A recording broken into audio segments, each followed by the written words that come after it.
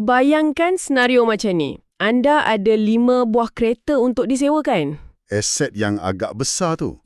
Aset fizikal bernilai lebih RM300,000 bergerak laju atas jalan raya setiap hari, dipandu oleh individu-individu yang pada dasarnya orang asing yang anda tak kenal pun. Betul. Dan risikonya sangat tinggi. Kan? Dan macam mana anda kawal pelaburan suku juta ringgit ni? Dengan sebuah buku nota sekolah yang dah renyuk, mesej WhatsApp yang bertindih-tindih, dan ingatan anda sendiri. Kedengaran macam satu resepi bencana sebenarnya. Tepat sekali. Tapi untuk anda yang sedang mendengar hari ini, sama ada anda seorang usahawan, peminat teknologi atau cuma suka kaji model perniagaan, itulah realiti gila kebanyakan pengusaha kereta sewa hari ini. Operasi yang kita selalu panggil dengan gelaran bisnes bawah pokok. Realiti yang sangat memenatkan. Sebab pada tahap tertentu, pengusaha ni bukan lagi memiliki perniagaan, tapi perniagaan tu yang memiliki mereka. Dorang jadi hamba kepada aset sendiri? Ya, hamba kepada aset. Terperangkap dengan kerja operasi. Jadi, okey, mari kita rungkai perkara ni. Hari ini, perbincangan mendalam kita akan fokus pada satu dokumen pelan perniagaan yang cuba ubah naratif tu 100%. Kita akan tengok rancangan Kleska Partnership 3.0 untuk tahun 2026. Menarik. Misi kita hari ini adalah untuk faham macam mana operasi tradisional dan manual ni boleh dinaik taraf jadi empire berskala besar yang dipacu teknologi automasi dan IoT. Dan kalau kita nak sembang pasal peralihan ke sistem berteknologi tinggi ni, kita mesti tengok siapa arkitek di sebalik plan ni. Betul, latar belakang syarikat tu penting. Ya. Claimska ni bukan syarikat biasa yang baru nak cuba-cuba nasib. Mereka dah mula sejak 2012. Dan apa yang bagi plan 3.0 ni kredibiliti yang kuat ialah dorang dah terima pelaburan Series A. Dari MTDC kan? Betul. Dari MTDC sebanyak 6.2 juta ringgit. Wow, 6.2 juta ringgit. Itu bukan grant kecil-kecilan. Memang tak. Itu tunjukkan tahap keyakinan institusi yang sangat tinggi terhadap modal teras dorang. Tapi sebelum kita melompat terus ke bahagian teknologi jutaan ringgit ni, kita kena faham dulu kekacauan yang berlaku. Kena pijak bumi nyata dulu. Ya. Bila saya baca rancangan perniagaan dorang sangat tekankan tentang pain points atau realiti pahit bisnes cara lama ni. Kenapa pemilik bisnes ni selalu sangat burn out? Fasa keletihan melampau ni sebenarnya berpunca dari pengurusan data yang retak menanti belah. Sumber kita ni senaraikan masalah operasi manual dengan sangat teliti. Kita ambil proses tempahan dulu. Okey, macam mana selalunya? Seorang pelanggan WhatsApp, seorang lagi tiba-tiba menelefon, lepas tu ada pula yang singgah secara fizikal. Maklumat pelanggan ni bersepah di merata platform. Dan pemilik kena catat semua tu manual? Ya, guna pen dan kertas. Dari situ, wujud masalah rantaian yang lebih besar, iaitu menjejak pergerakan kereta. Dokumen ni panggil ia isu tracking tak clean. Faham. Kereta kejap keluar, kejap masuk. Betul.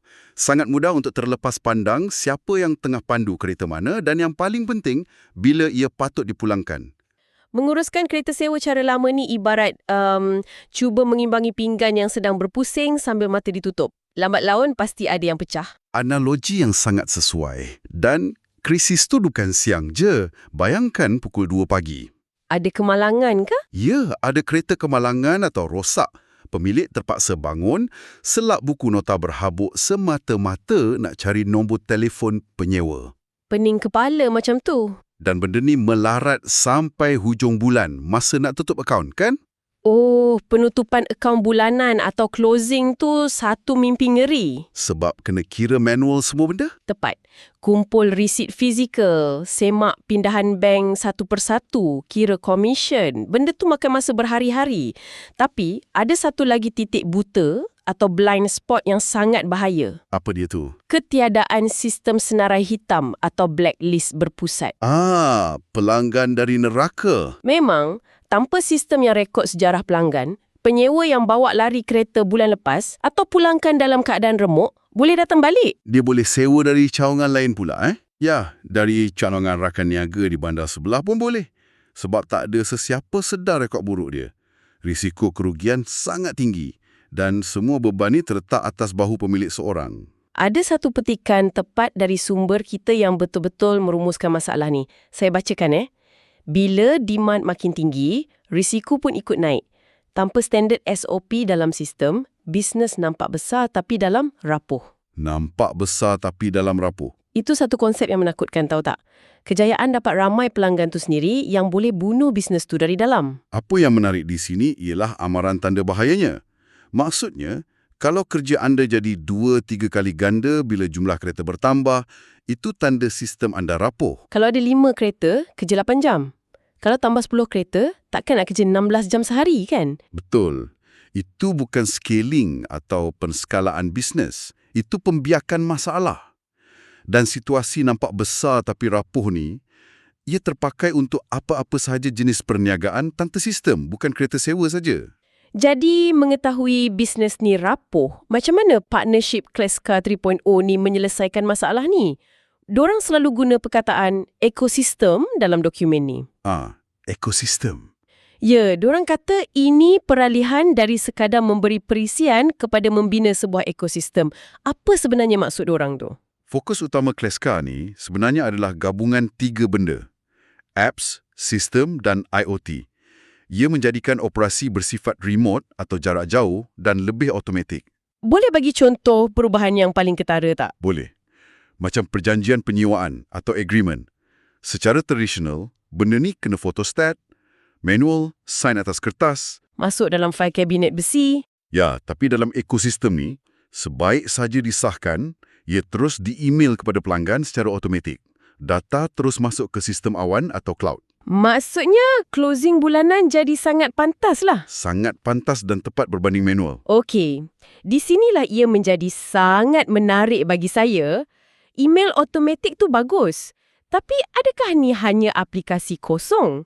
Maksud saya, adakah ia benar-benar boleh mengawal aset fizikal yang bernilai puluhan ribu ringgit tu? Itu soalan yang sangat baik. Perisian kosong memang tak boleh berhentikan kereta. Di sinilah penyepaduan IoT memainkan peranan melalui peranti perkakasan yang dipanggil EasyLock. EasyLock? Benda tu perangkat fizikal ke? Ya, ia komponen fizikal yang dipasang dalam kereta berhubung terus dengan sistem elektronik kenderaan. Jadi, kalau penyewa bawa lari kereta atau tak bayar sewa? Mematikan enjin terus bila kereta itu berhenti dengan selamat. Wow, maksudnya dari jauh pun kita ada kuasa penuh atas aset tu. Betul. Dan satu lagi poin penting, Kleska tak biarkan rakan kongsi mereka terkapai-kapai dengan teknologi ni. Dorang tawarkan bimbingan bisnes, mentor dan plan operasi. Benda yang kalau buat sendiri takkan dapat lah. Ya, semuanya berjalan mengikut SOP standard. Semua dah tersedia. Okey, tapi kalau teknologi dan sokongan ni sangat komprehensif, pastinya ia perlukan kos kan? Di sinilah nombor-nombor mula mainkan peranan penting untuk bakal rakan kongsi. Mari kita bedah struktur kos dorang. Boleh. Struktur kos dorang sangat telus. Mula-mula ada yuran pendaftaran sebanyak RM2,000. RM2,000? Okey, untuk mulakan bisnes itu agak berpatutan. Ya, tapi komitmen yang berterusan adalah royalti sebanyak 9% daripada jualan bulanan. 9%. Kalau sebulan buat RM10,000, 900 pergi ke Kleska. Pada pandangan pertama, mungkin pengusaha lama akan rasa tu potongannya agak besar. Reaksi tu biasa. Tapi kita kena tengok satu faedah besar di sini. Peranti EasyLock yang kita sembang tadi tu, Ya, yang kawal enjin tu. benda tu diberikan secara percuma sepanjang tempoh perkongsian. Ia milik Kleska, tapi pengusaha boleh guna tanpa bayar kos pendahuluan peranti yang mahal tu. Oh, okey. Jadi peranti tu dah termasuk. Ada tak kos tambahan lain untuk pemasangan atau alat lain? Ada, pilihan tambahan tu disenaraikan dengan sangat spesifik. Contohnya, kalau nak peranti GPS, ia berharga RM300 seunit. Atau kalau ambil 3 ke atas, harga turun jadi RM150 seunit. Faham. Lepas tu, mesti ada kos untuk rangkaian kan? Macam mana alat tu nak berhubung? Tepat. Ada langganan SIM sebanyak RM60 setahun, relay untuk enjin dalam RM10 dan upah pasang oleh juruteknik sekitar RM100 hingga RM200. Jadi, apa maksud semua kos ni kepada margin keuntungan pengusaha? Sebab bayar 9% tu macam berterusan. Jika kita kaitkannya dengan gambaran yang lebih besar, 9% ni sebenarnya adalah pelaburan untuk ketenangan fikiran. Ya, saya baru terfikir. Membayar 9% royalti ni nampaknya jauh lebih murah berbanding membayar gaji bulanan untuk mengambil pasukan IT sendiri. Betul. Nak bayar pembantu tadbir lagi untuk urus kertas kerja, lepas tu pengurus operasi sepenuh masa. Tak logik langsung nak buat sendiri dengan kos tu. Memang tak logik. Anda sebenarnya menyewa keseluruhan jabatan teknologi dan operasi dengan royalti tu. Membolehkan anda fokus 100% pada jualan. Fokus pada kembangkan bisnes je lah. Okey, selepas faham masalah, penyelesaian easy lock ni dan struktur kos, persoalan seterusnya adalah macam mana seorang usahawan tempatan nak mulakan langkah pertama? Diorang ada sediakan perancangan pelaksanaan atau aliran program yang ringkas tapi sangat real. Ada 5 langkah kesemuanya. Okey, apa langkah pertama? Langkah pertama ialah daftar, iaitu pra-pendaftaran. Lepas tu, langkah kedua ialah screening atau saringan lokasi dan kesesuaian. Tunggu sebentar. Kenapa ada screening atau saringan? Macam mana tu? Yelah, kenapa mereka tak ambil saja sesiapa yang mahu bayar yuran pendaftaran RM2,000 tu? Bukankah lagi ramai lagi bagus untuk dorang? Kalau kita teliti dokumen ni, ekosistem ni perlukan minda yang betul. Ini bukan lesen perisian biasa. Kalau mereka ambil pengusaha yang nak kekal dengan gaya bawa pokok dan abaikan SOP, ia akan merosakkan jenama Kleska. Masuk akal. Ini untuk mereka yang serius, mahu operasi standard dan bersedia terima bimbingan. Betul.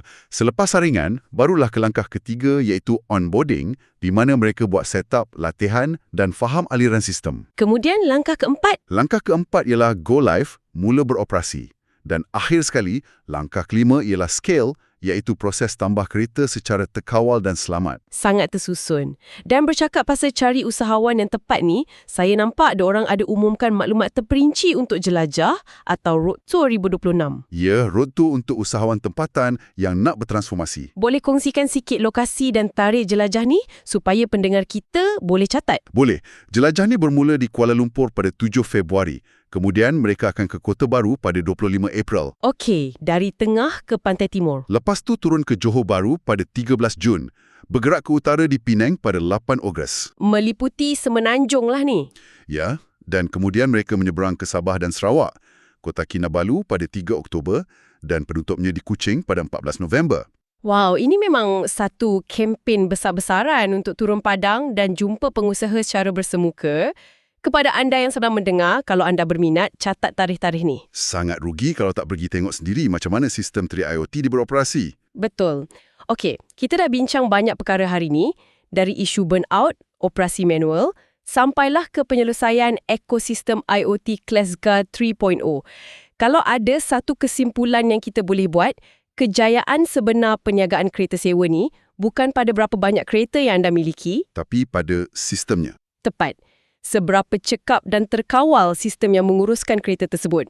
Matlamatnya adalah mengubah dari bekerja di dalam bisnes kepada bekerja untuk mengembangkan bisnes. Kan saya boleh tinggalkan satu persoalan untuk kita sama-sama fikirkan, bertitik tolak dari apa yang kita bincang pasal IoT berpusat ni. Silakan. Bayangkan, apabila beribu-ribu kereta sewa kecil di seluruh Malaysia kini dikawal oleh satu ekosistem IoT berpusat yang sangat efisien. Beribu-ribu kenderaan di bawah satu rangkaian awan. Ya, persoalannya, dengan data dan otomasi pada skala sebesar ni, adakah model kereta sewa pintar 3.0 ni kelak akan menjadi ancaman langsung kepada gergasi e-hailing sedia ada di Malaysia? Wow, itu satu kemungkinan yang sangat besar, menggabungkan pengusaha kecil untuk lawan gergasi. Sesuatu untuk anda fikirkan. Memang sesuatu yang menarik untuk diperhatikan pada masa akan datang. Terima kasih kerana berkongsi pandangan dan kepakaran hari ini, dan terima kasih kepada anda kerana menyertai sesi perbincangan mendalam kami.